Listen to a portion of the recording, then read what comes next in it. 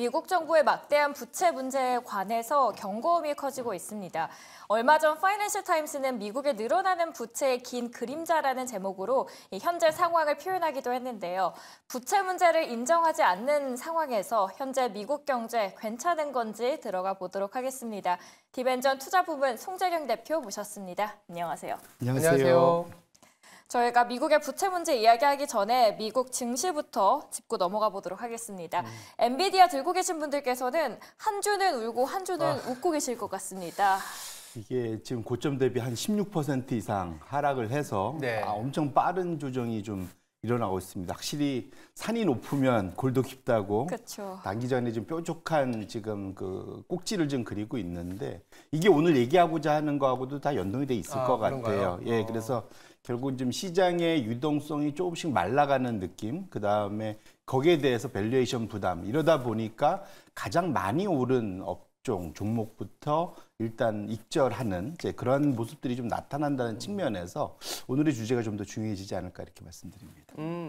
엔비디아의 변동성이 결국은 또 유동성과 연결이 되는데 유동성에 대한 얘기를 좀 갖고 오신 것 같아요. 근데 이제 제가 장표로 보니까 미국의 이제 연방 적자가 급증하면서 유동성이 조금 줄어들어서 증시에 부담을 줄 수 있다. 이런 이슈를 갖고 오셨는데 제가 이제 처음 좀 질문을 드리고 싶은 거는 지난주에 CBO, 그러니까 의회예산처라고 할 수 있는 부분에서 연방 적자 규모가 예상보다 조금 더 커졌다. 이렇게 발표했나 봐요. 예, 이게 근데 조금 더 큰 게 아니라 많이 커진 거라서 이 의회 예산처에서 이런 단기, 장기 그러한 그 전망. 미국 연방 적자 흑자 폭을 이제 GDP부터 시작해서 쭉 추정을 해서 발표를 하는데 이렇게 1년에 한 2번, 3번 이렇게 발표를 합니다.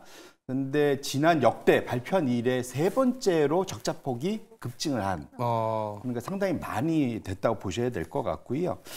적자 규모 전망 지금 여기 나와 있지만 올해 2월에 제가 6월로 했네요. 올해 2월에 발표했던 거에 비해서 좀 6월이 훨씬 더 좀 많이 늘었다 이렇게 보셔야 될 것 같은데 지금 차트가 조금 바뀌었네요. 저 포인트가 우리 2월에 5.3%에서 지금 6월에 6.7%로 적자 폭이 확실히 크게 늘었는데 이게 1.5조 달러에서 1.9조 달러로 4천억 달러나 더 늘어난 겁니다. 이제 내용을 보면 학자금 대출 탕감, 바이든의 대표 공약이죠. 이것 때문에 돈 나가는 것도 있는데 이거는 사실은 타임 시리즈가 있기 때문에 당장 나가기보다는 미리 잡아놓은 게 있는 거고 제일 큰 거는 우크라이나랑 이스라엘의 지원, 이것이 이제 한 2천억 가까이 있거든요. 600억 불 정도. 이런 것들이 이제 전체적으로 잡히면서 올해 지금 적자 규모가 급증을 했다 이렇게 보셔야 될 것 같습니다. 적자는 끊임없이 늘어나고 있고 적자가 늘어난다라는 거는 다시 말해서 그만큼 국채 발행이 늘어난다라는 뜻인데 이게 또 국가적으로는 어떤 영향을 주는 건가요? 이게 말씀 주신 대로 일단은 이게 약간 우리 월급 받아서 쓰는데 월급 받아서 다 쓰다가 모자르면 적자가 생기는 거잖아요. 그 달 빵꾸 나면 이렇게 보면 신용카드 론을 하든 뭐 마통을 열든 뭐 이렇게 해서 돈을 빌리잖아요. 그러니까 국가가 할 수 있는 거는 국채를 발행하는 겁니다. 그런데 이 JP모건 전망에 따르면 이번에 이게 회계 연도에서 적자가 더 커지기 때문에 이게 미국은 12월 말로 끝나는 게 아니라 9월로 끝나거든요. 그러니까 작년 10월부터 올해 9월까지가 회계연도 피스칼 이어인데 대략 향후 남은 3개월 동안 원래 발행하려던 거에 더 추가해서 1,500억 달러를 더 발행해야 된다. 이런 이제 상당한 규모로 늘어나야 되기 때문에 지금 두 번째로는 이게 장기 금리, 그러니까 소위 10년물, 20년물로 발행하기보다는 1년 미만의 단기로 보통 발행하게 돼요. 왜냐하면 올해 얼마 안 남았잖아요. 그러다 보니까 단기 국채 T빌의 잔고가 작년 말 5조 7천억 달러에서 올해 말 되면 6조 2천억 달러까지 늘어나면서 이 단기물을 누가 다 소화해낼 수 있겠느냐에 대한 부담감. 이러다 보니까 최근에 장기물 금리는 좀 떨어지지만 단기물 1년 미만 금리는 5% 초중반대를 여전히 강하게 유지하는 것도 이러한 공급 부담에 대한 시장의 반응이다 이렇게 보셔야 될 것 같습니다. 자, 국채 물량이 늘어나니까 당연히 특히 이제 단기물 중심으로 올라간다, 그러니까 늘어난다라는 거는 금리가 잘 안 떨어지고 경우에 따라서는 좀 튀면서 시장에 이제 부담을 줄 텐데 이것뿐만이 아니라 이제 국채 물량이 늘어나게 되면 유동성이 또 뭐 어딘가는 흡수돼 버리기 때문에 이게 안 좋다라고 보시는 거잖아요. 맞습니다. 우리가 이제 이걸 체크해 볼 수 있는 게 이제 두 가지 정도 있는데 결국은 시장의 유동성 이게 약간 신기루 같아 보이긴 하는데 특별한 경우가 아니면 돈이 많이 네. 풀리면 흥청망청 많이 쓸 수 있잖아요. 흥청망청, 네. 예, 그러다 보면 이제 뭐 위험 자산도 막 마음 편하게 사고 이제 이렇게 되는 건데 네. 어쨌거나 우리가 이걸 체크해 볼 수 있는 게 미국의 재무부에서는 이제 재무부가 돈이 들어오는 거는 뭐 크게 새끼하면 세금 들어오는 거 하나 아니면 모자르면 국채를 발행해서 국채 발행 대금이 들어오는 거 이걸 어딘가에 맡겨놓고 이제 천천히 써야 될 거지 않습니까? 이거 연준에다 맡겨놓습니다. 이제 그 계정을 뭐라고 하냐면 그러니까 소위 재무부 일반 계정 TGA라 부르는데요. 지금 차트에 보시면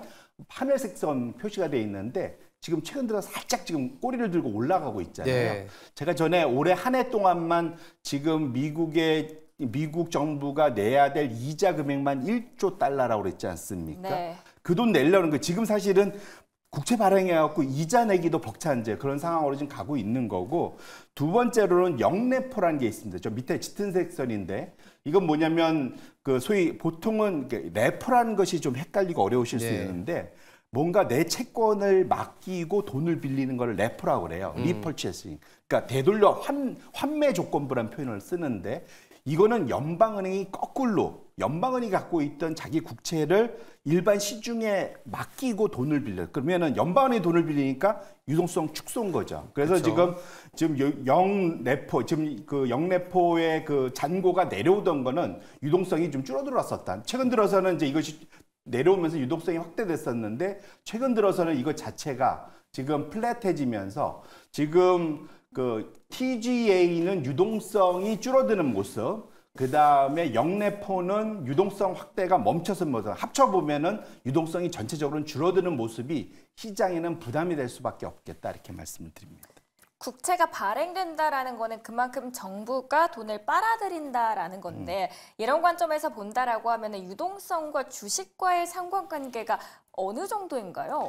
이게 이제 모건 스탠리에서 되게 재미있는 방정식, 쉽게 이해할 수 있는 방정식을 네 가지 그 변수를 가지고 정리를 한 게 있습니다. 네. 그 이제 세 번째 차트를 열어봐 주시면 크게는 연준의 대차 대조표, 네. 두 번째는 은행 기간 대출 프로그램, 그 다음에 재무부 일반 계정 아까 말씀드린 다음에 영래포 이 네 가지로 돼 있는데요. 그냥 복잡하시니까 쉽게 이걸 다 묶어놓으면 하늘색 선이 된다. 올라가면 유동성 확대, 내려오면 유동성 축소인데 지금 짙은색, 그 빨간색 선이 S&P 500 지수예요. 모양, 방향성을 보시면 거의 같이 움직이는데 보시면 최근 들어서 유동성이 사실 조금 줄어든 상황에도 불구하고 지수는 더 올라갔단 말이죠. 지금 탈동조화가 되고 있다는 건데 앞서 우리가 본 대로 지금 국채를 더 예상보다 더 발행해야 되는 상황이니까 유동성 축소가 더 일어나겠죠. 그쵸. 저 괴리가 지속될 수는 없다라는 측면에서 앞으로 남은 3개월, 7, 8, 9, 3개월 동안 시장의 유동성이 줄어드는 것이 문제가 될 수 있겠다 이렇게 말씀드리겠습니다. 그러니까 연준에서 뭐 자산이 늘어나거나 BTFP 뭐 예를 들어서 대출 프로그램을 가동을 했었던 부분들은 유동성이 늘어나는 건데 TGA나 RRP 같은 경우는 연준에서 돈을 흡수한다고 생각하면 되죠. 편하게 생각하면. 그거에 대한 이제 그림이 뭐 한 최근 들어서는 우하향하고 있는데 오히려 지수는 좀 올라간. 그렇죠. 엔비디아 효과가 좀 있었던 것 같아요. 엔비디아가 혼자 올라가면서 나머지 기업들은 좀 별로였거든요. 최근에는 이제 엔비디아 변동성이 발생하니까 야, 이게 그러면 유동성 축소한 그 방향으로 가는 거 아닌가? 이런 고민들이 있습니다. 그래서 그런지 몰라도 이제 이슈 두 번째가 바로 연관되어 있는 내용이에요. 미국 주식 전 세계에서 보면 참 이렇게 부러울 수가 없습니다. 우리나라 2,800을 넘기느냐 많이 하지만 미국은 사실 다우 빼고 다 사상 최고치지 않습니까? 그런데도 불구하고 이 미국 증시에 대한 하반기 기대감이 야, 예전보다는 못하다 이런 얘기들이 나오고 있어요.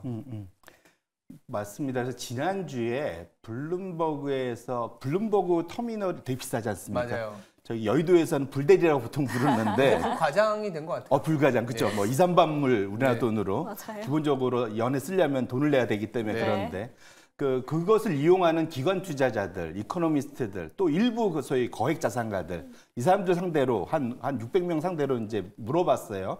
S&P 500에 대해서 이런 걸 물어봤는데 결론적으로는 최근 자산 중에 제일 비싸다고 느끼는 게 뭐냐? 절반 이상이 보시면 S&P 500이다. 결국은 지금 주식이 좀 너무 비싸다. 지금 내가 잔뜩 들고는 있지만 비싼 건 분명하다. 올라가니까 들고 있다. 이렇게 표현하고 있고요.